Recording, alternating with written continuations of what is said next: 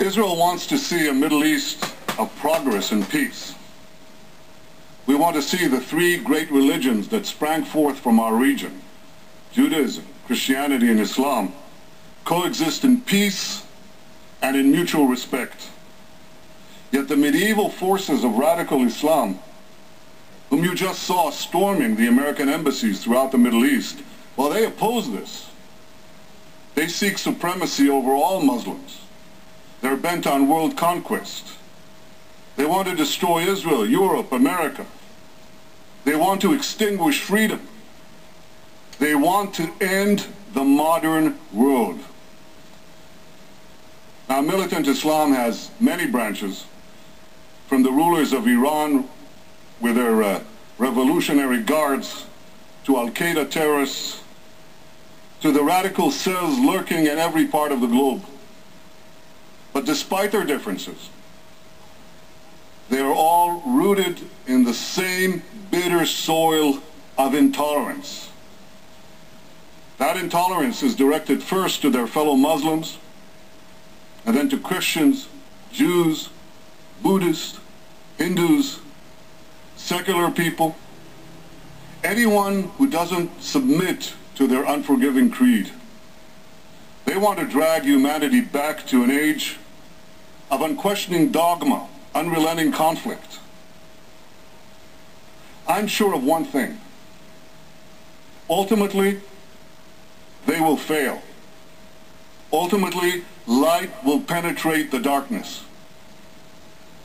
We've seen that happen before. Some 500 years ago, the printing press helped pry a cloistered Europe out of a dark age. And eventually, ignorance gave way to enlightenment. So too a cloistered Middle East will eventually yield to the irresistible power of freedom and technology.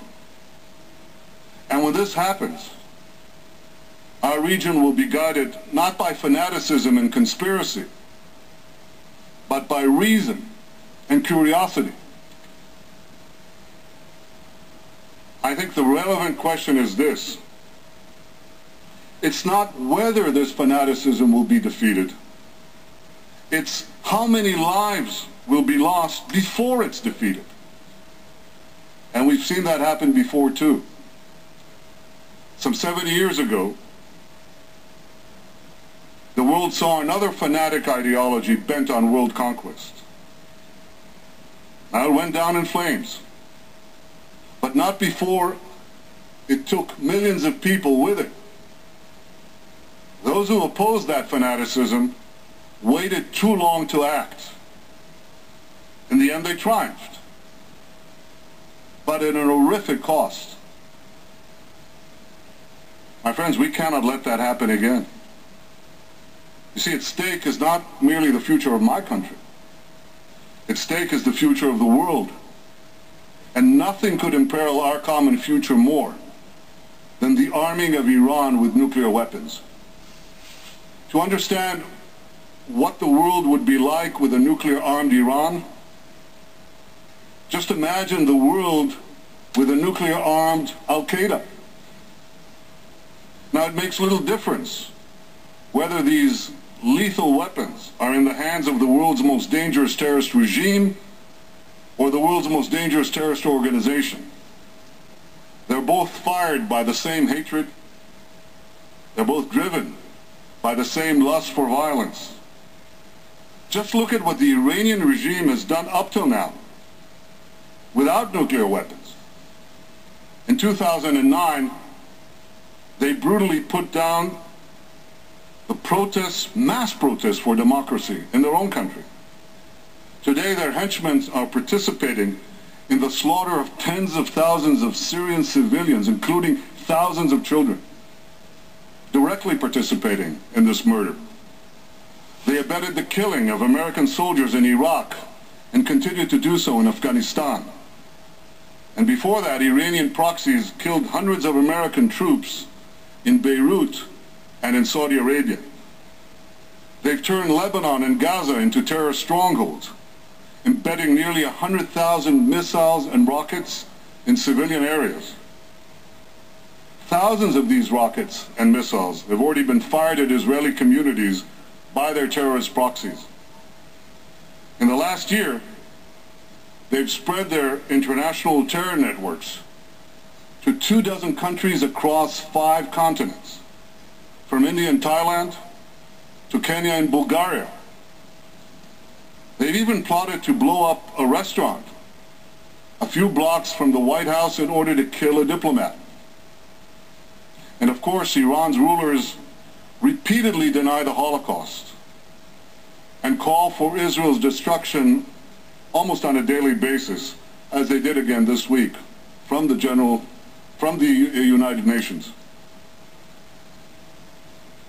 So I ask you, given this record of Iranian aggression without nuclear weapons, just imagine Iranian aggression with nuclear weapons. Imagine their long-range missiles tipped with nuclear warheads, their terror networks armed with atomic bombs. Who among you would feel safe in the Middle East? Who'd be safe in Europe? Who'd be safe in America? Who'd be safe anywhere? Now, there are those who believe that a nuclear-armed Iran can be deterred like the Soviet Union. That's a very dangerous assumption. Militant jihadists are not secular Muslims. Militant jihadists behave very differently from secular Marxists. There were no Soviet suicide bombers, yet Iran produces hordes of them.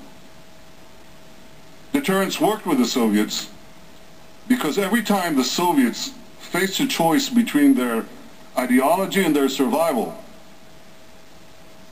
they chose their survival.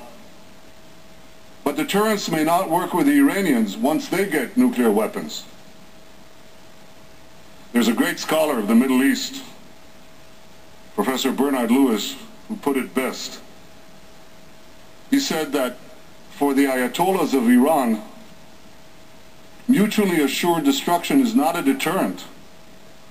It's an inducement. Iran's apocalyptic leaders believe that a medieval holy man will reappear in the wake of a devastating holy war, thereby ensuring that their brand of radical Islam will rule the earth. Now, that's not just what they believe. That's what is actually guiding their policies and their actions. Just listen to Ayatollah Rafsanjani, who said, I quote, "The use of even one nuclear bomb inside Israel will destroy everything. However, it would only harm the Islamic world." Rafsanjani said, "It is not irrational to contemplate such an eventuality." Not irrational. And that's coming from one of the so-called moderates of Iran. Shockingly, some people have begun to peddle the absurd notion that a nuclear-armed Iran would actually stabilize the Middle East. Yeah, right. That's like saying a nuclear-armed Al-Qaeda would usher in an era of universal peace. Ladies and gentlemen, I've been speaking about the need to prevent Iran from developing nuclear weapons for over 15 years. I spoke about it in my first term in office as Prime Minister, and then I spoke about it when I left office. I spoke about it when it was fashionable, and I spoke about it when it wasn't fashionable. I speak about it now because the hour is getting late, very late. I speak about it now because the Iranian nuclear calendar doesn't take time out for anyone or for anything. I speak about it now because when it comes to the survival of my country, it's not only my right to speak, it's my duty to speak.